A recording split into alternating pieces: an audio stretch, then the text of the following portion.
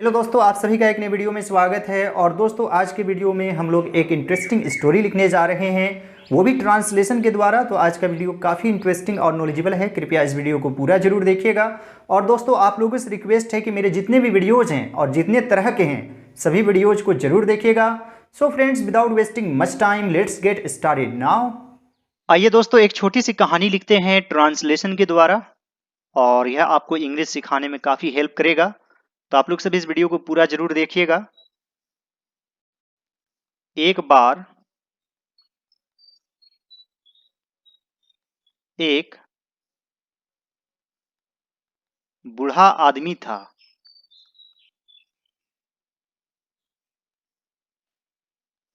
एक बार एक बूढ़ा आदमी था। एक बार के लिए लिखेंगे once there was an old man. Once there was an old man. तो दोस्तों, यहां पर देयर का यूज करेंगे।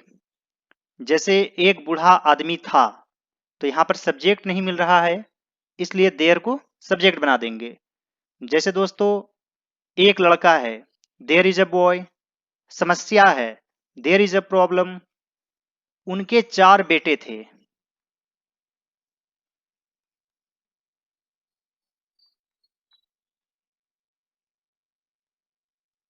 तो दोस्तों, उनके 4 बेटे थे, यानी कि उनके पास 4 बेटे थे। और यहां पर थे है, इसलिए हैड यूज करेंगे। और 4 बेटे हैं रहता, तो हैज यूज करते। तो दोस्तों, यहां पर लिखेंगे ही हैड 4 सन्स। उनके 4 बेटे थे। वे बुरी संगत में पड़ गए थे। वे बुरी संगत में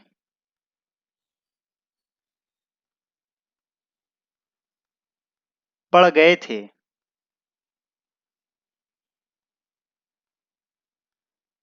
तो दोस्तों, यहां पर है पड़ जाना। इसे इंग्लिश में फॉल इनटू कहते हैं। और दोस्तों, मान लीजिए कि पास्ट में है, तो फेल इनटू हो जाएगा। तो दोस्तों, यहां पर वे के लिए दे यूज करेंगे। आप यहां पर वर्ब टू का भी यूज कर सकते हैं, दे फेल। या फिर हैड का भी यूज कर सकते हैं, दे हैड फॉलन इनटू बुरी संगत में, bad company. They had fallen into bad company. Next sentence है दोस्तों, जुआरियों से उनका मिलना जुलना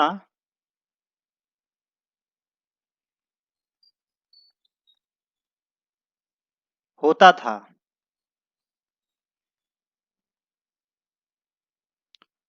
तो दोस्तों, मिलना जुलना, इसे आप मिक्स अप भी लिख सकते हैं, mix up with.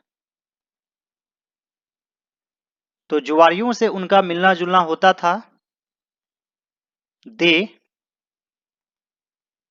Mixed up with the gamblers. Gamble means जुआ होता है, और गैम्बलर्स यानी कि जुआ खेलने वाला। They mixed up with the gamblers. पिता ने उन्हें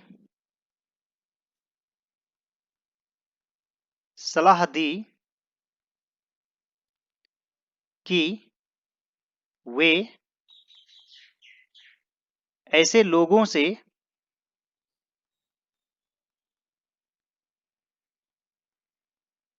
न मिले। पिता ने उन्हें सलाह दी कि वे ऐसे लोगों से न मिले। दोस्तों, यहां पर है पिता ने, यानी कि उनके पिता ने। तो आप यहां पर देयर लिख सकते हैं, क्योंकि उनके 4 बेटे हैं, एक से अधिक है, इसलिए देयर यूज करेंगे। देयर फादर सलाह दी यानी कि सजेस्टेड देम या फिर एडवाइज्ड देम,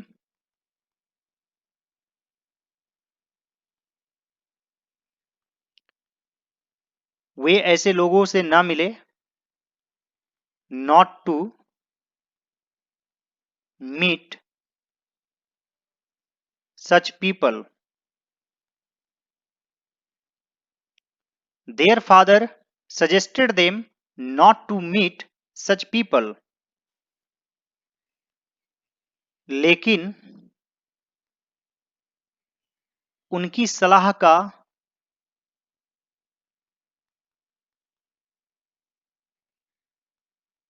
उन लोगों पर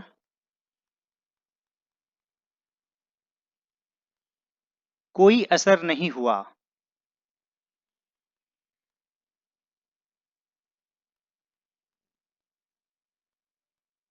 कोई असर नहीं हुआ। तो दोस्तों यहां पर है असर नहीं होना, इसे आप लिख सकते हैं हैव नो इफेक्ट। किसी भी चीज पर ऑन यूज कर देंगे, हैव नो इफेक्ट। लेकिन दोस्तों यहां पर है असर नहीं हुआ, पास्ट में है, तो यहां पर हैड यूज करेंगे। और यहां पर सब्जेक्ट है उनकी सलाह का, but his advice had no effect on उन लोगों पर, them. But his advice had no effect on them. दोस्तों यहां पर एडवाइस क्या है, नाउन है, यानी कि सिर्फ सलाह, और सलाह देना इसे एडवाइस कहा जाता है, इसमें एस रहेगा। तो ये थोड़ा सा अंतर है एडवाइस और एडवाइज के बीच। एक दिन बूढ़े व्यक्ति ने आमों की एक टोकरी खरीदी।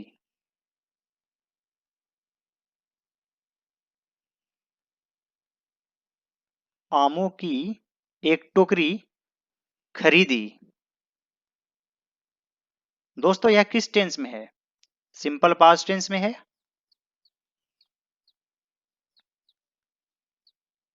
और खरीदना का इंग्लिश क्या होता है, बाय। और सिंपल पास्ट टेंस में वर्ब टू यूज होता है, तो बाय से क्या बन जाएगा, बॉट। दोस्तों इसे बाउट ऐसे नहीं पढ़ना है, बॉट, ब्रॉट, इस तरीके से प्रोनाउंसिएशन होता है। और दोस्तों यहां पर सब्जेक्ट है बूढ़े व्यक्ति ने, एक दिन यानी कि वन डे। अब दोस्तों बूढ़े व्यक्ति की चर्चा दोबारा हो रही है, इसलिए अब द यूज करेंगे। One day the old man, और दोस्तों इसे दी पढ़ेंगे क्योंकि यहां पर ओ वोवेल है। जब भी कोई वर्ड वोवेल से शुरू होता है तो दी पढ़ा जाता है। One day the old man क्या खरीदा, आमों की एक टोकरी। और दोस्तों यहां पर वर्ब क्या है, खरीदी, यानी कि बॉट। क्या खरीदा, आमों की एक टोकरी। तो यहां पर लिखेंगे a basket of mangoes. One day the old man bought a basket of mangoes. उसने अपने बेटों से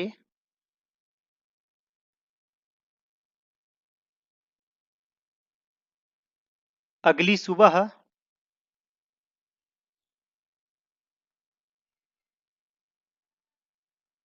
आम खाने को कहा।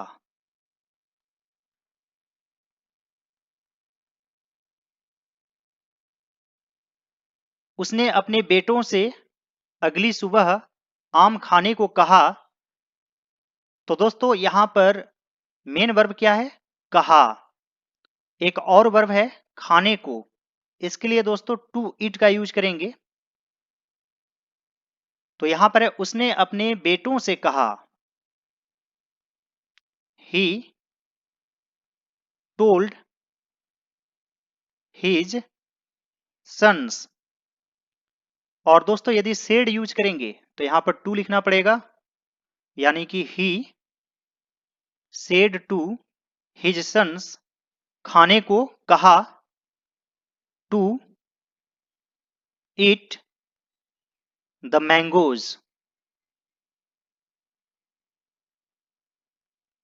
अगली सुबह next morning,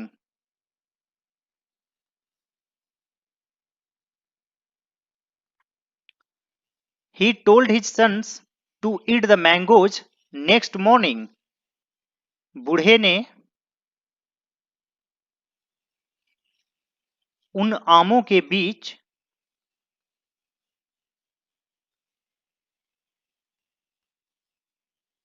एक सड़ा हुआ आम रख दिया।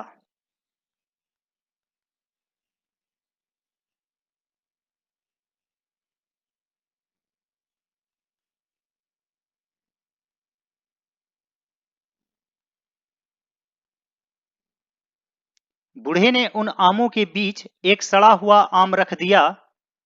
तो दोस्तों सड़ा हुआ इसे इंग्लिश में रोटन कहते हैं। रख दिया यानी कि पुट, और पुट का वर्ब टू भी पुट ही होता है। यहां पर सब्जेक्ट है बूढ़े, यानी कि द ओल्ड मैन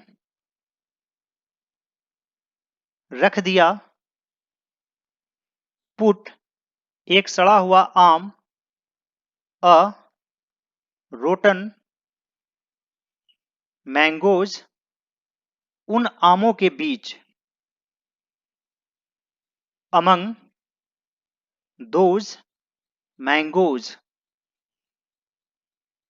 यानी कि दोस्तों दो से अधिक के बीच अमंग यूज होता है। अगली सुबह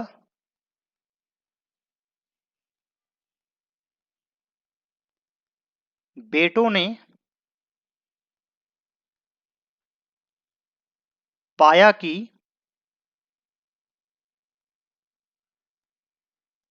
ज्यादातर आम सड़े हुए थे। अगली सुबह नेक्स्ट मॉर्निंग बेटों ने पाया कि द सन्स फाउंड। तो दोस्तों इसे दो प्रकार से बना सकते हैं। आप यहां पर की के लिए दैट का भी यूज कर सकते हैं। फाउंड दैट ज्यादातर आम सड़े हुए थे। Most of the mangoes were rotten. या फिर दोस्तों next morning the sons found most of the mangoes rotten, यानी कि आप बिना दैट लगाकर भी बना सकते हैं। पिता ने उन्हें कारण बताया।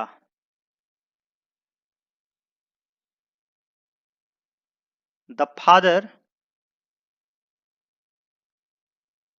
Told them about the reason. The father told them about the reason. बेटों ने सबक सीखा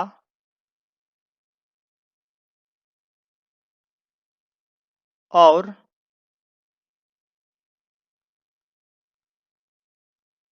उन लोगों ने गलत संगति छोड़ दी। बेटों ने सबक सीखा, यह भी सिंपल पास्ट टेंस में है। द सन्स लर्नड, और लर्नड भी होता है, आप ईडी भी लगा सकते हैं। लेसन एंड गलत संगति छोड़ दी। Left the bad company. आप यहां पर दे का भी यूज कर सकते हैं। And they left the bad company. The sons learned the lesson and they left the bad company. तो दोस्तों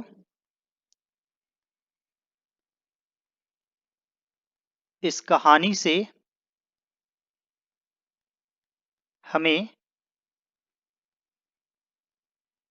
यह शिक्षा मिलती है कि एक सड़ा हुआ आम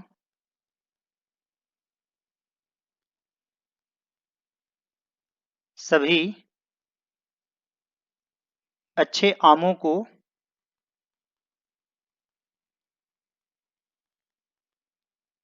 खराब कर सकती है।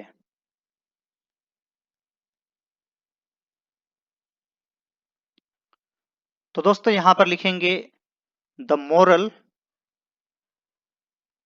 Of the story is that a single rotten mango can spoil the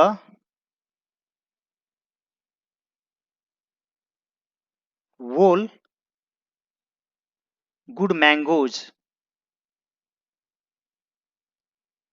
The moral of the story is that a single rotten mango can spoil the whole good mangoes. और यही बात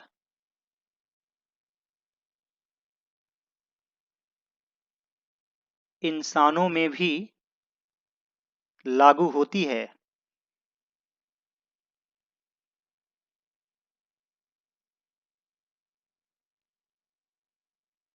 And the same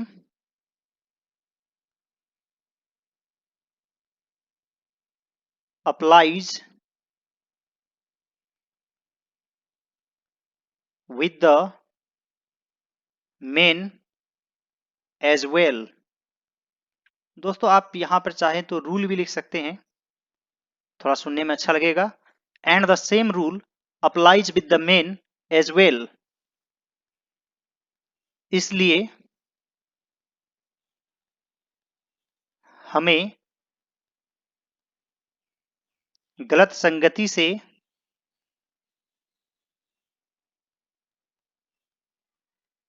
दूर रहना चाहिए।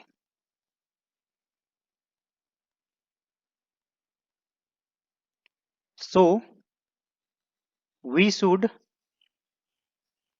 Avoid या फिर keep ourselves away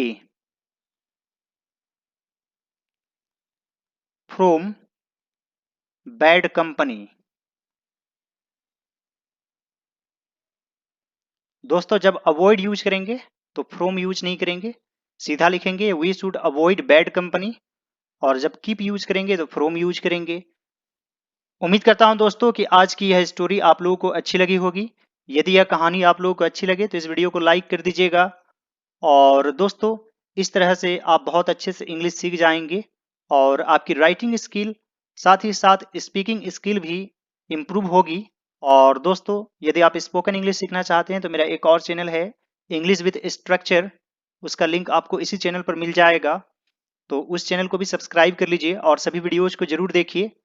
दोस्तों मेरे जितने भी चैनल्स हैं सभी चैनल्स के वीडियोज को आप जरूर देखिए, तो आपकी काफ़ी नॉलेज बढ़ जाएगी। All right friends, thanks for watching, have a great day.